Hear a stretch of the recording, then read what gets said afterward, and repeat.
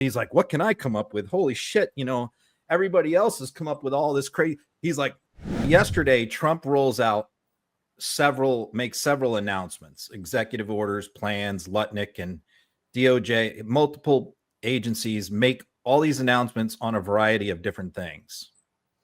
And MAGA hated every one of them. I mean, so I cover, the MAGA movement. I'm watching their reaction and they are just freaking the hell out. I mean, one after another, flag burning, Chinese students taking over Intel. The Proud Boys are pissed off. Chuck Grassley's pissed off about fertilizer tariffs. Literally everyone was pissed all day. So I'm covering all that for my column, where I will have all of those MAGA quotes in my column today about each thing, bitching about Trump.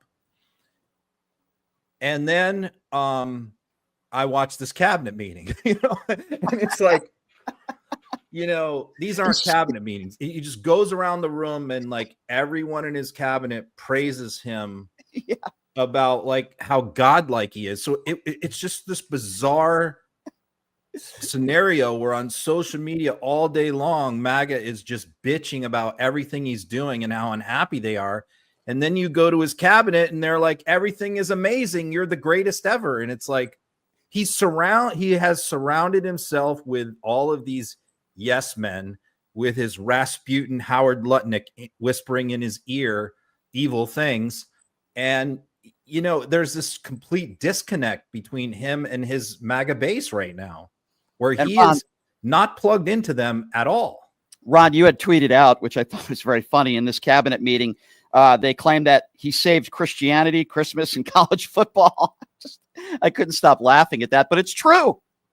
Yeah, I mean, I'm also going to have what I was talking to the guys about an hour ago was because we were all saying this is a crazy cabinet meeting. This is batshit. Like I can't believe what the things that they're saying to him. The whole thing is just what it is. They go around the room and it's like it's like Stalin or North Korea, where they're all trying to like outdo each other on how much they can praise him and what they can praise him for. So they're like, you should get the Nobel Peace Prize.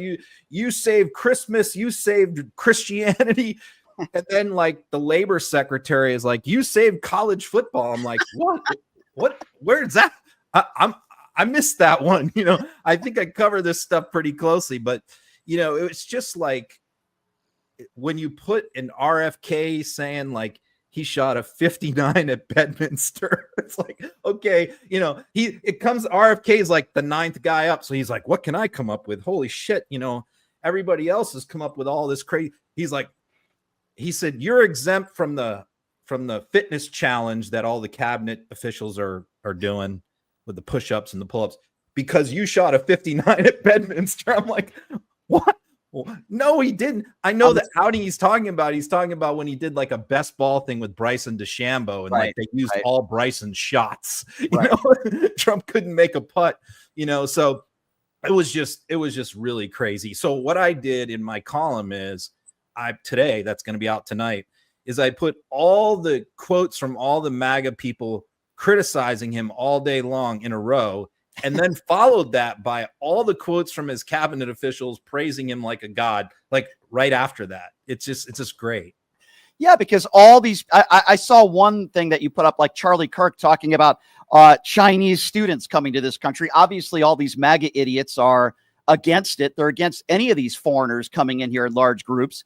And yet Donald Trump makes that announcement, his administration make that announcement, and people like Charlie Kirk are silent. Okay, so this is definitely not Trump's idea because Trump knows nothing about this. This is another Lutnick plan. And how you know that is because Trump, makes the announcement and he doesn't know many details about it. He just says, we're going to be admitting 600,000 Chinese students. Right now, I think we admit like 290. Mm-hmm. So he's talking about doubling the number of Chinese students when like 3-4 months ago, they were talking about deporting all the Chinese students and revoking all their visas. Now they're talking about doubling the number of Chinese students. So then Lutnick goes on Laura Ingram's show on Fox last night to defend this because MAGA is freaking the hell out. So he goes on there to defend it, and Laura Ingram's pissed. She hates the idea too. And he explains it and makes it worse when he gets into the details of this plan. It's even worse than you can imagine, because here's what the argument is. The argument is this, that Chinese students basically are helping to finance the entire university system in America because they don't have any financial aid, loans, nothing. They pay cash for their tuition, and they pay more than Americans, a big number for their tuition. And so the argument is that basically, like, Chinese tuition helps to subsidize American students because the universities are making all this money off Chinese students. So they want to expand that.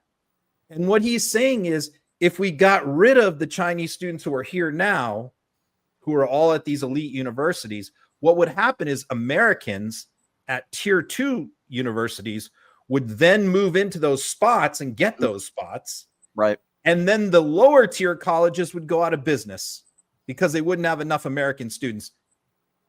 That's the plan that they're rolling out. And some of these, I guess you could say, far right wingers on social media, and some are not very happy with it. I mean, you know a few of them, and I think Laura Loomer being one of them. They can't be happy about this.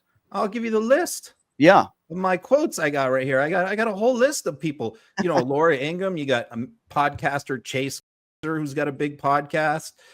Clint Russell's got a big podcast. Harrison Smith from InfoWars, Laura Loomer, Ann Coulter, Nick Fuentes, Steve Deese, who's got a big evangelical Christian podcast in Iowa. John Conrad, another one.